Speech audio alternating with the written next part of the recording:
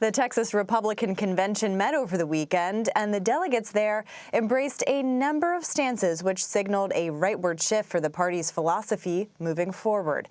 Among other things, the convention voted to reject the outcome of the 2020 presidential election, called Joe Biden an illegitimate president, and called to repeal the 1965 Voting Rights Act, which was passed to stop discrimination of Black Americans at the polls. Senator John Cornyn, the state senior senator, was also formally rebuked for his involvement in the bipartisan gun safety measures. The Texas senator's Friday night speech to the crowd was met with boos.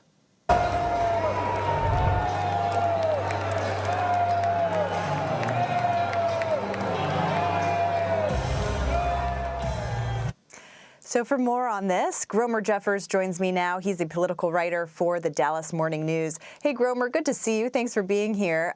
So what was on this agenda for the convention? Who were the headliners, and why did Texas Senator John Cornyn get booed? Yeah, understand that the Republican Party convention features the most conservative activists in the state, probably some of the most conservative activists in the country. That said, they often mirror the views of the leaders, such as the Governor Greg Abbott, Lieutenant Governor Dan Patrick, the Attorney General Ken Paxton. So this was sort of like a meeting, a big party of Texas conservatives.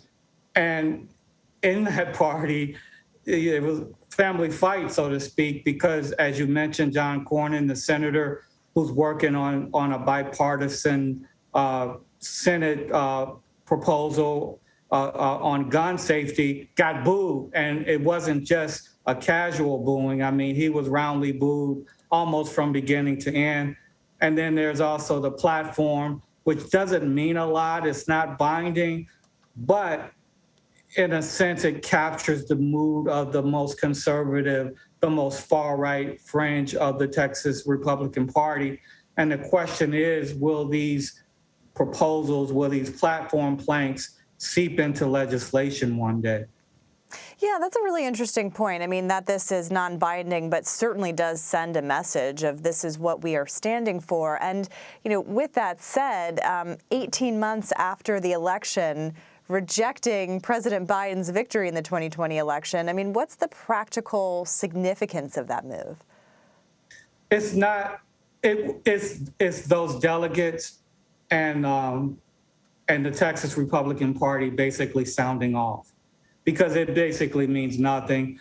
Obviously, it's not based on fact or foundation, but you see this with Republicans in the rest of the country also. They are taking Trump's cues on this. Some of them really believe that the election was stolen because that's what he says.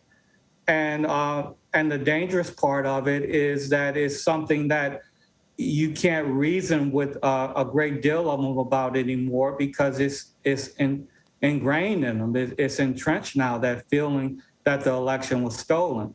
So to add to that, the leaders aren't standing up either and saying, no, Joe Biden is the president, he's the legitimate president. Some of them are, but most of them just don't deal with that question.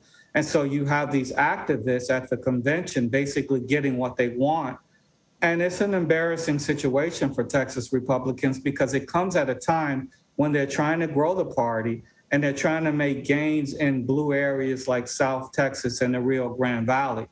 And you get the feeling if they can just stick to their conservative principles that aren't controversial, maybe they can make gains. But when you add this other stuff into it, that's when it gets kind of dicey for them. Yeah, exactly. I mean, Republicans just flipped that Democratic seat just last week. I know that's going to change with redistricting, but still. And significant, too, because Texas, of course, passed voter restrictions after the 2020 election. So a lot to watch there, certainly. I mean, another big issue, of course, on the agenda this weekend, or, at least among what Republicans are talking about, is the issue of immigration. And, of course, with the southern border. Was this a issue that was addressed at the convention in some way? Well, it's always addressed at the convention. I mean, ever since I've been attending Texas Republican Party conventions, and that's been a while. Immigration has been an issue, and it's the activists there, the delegates are supportive of finishing Trump's wall. They're in favor of a Texas wall. That's something Texas Governor Greg Abbott has supported. There's also Operation Lone Star, which they're supportive of, which is a strong border security presence from Texas there. So yes, it is one of the big issues that faces Texas Republicans. That's a red meat issue that they love, that they talk about all the time. It was present in this convention, and it will be present in the next convention and the next one after that. Border security is an issue that is not going away for them. Well, Texas, of course, a place that we're watching not only what happens there locally, but also the implications for the party nationally. Gromer Jeffers, thank you so much for being here and for your reporting. We appreciate it. Hey, it's good to see you, Caitlin.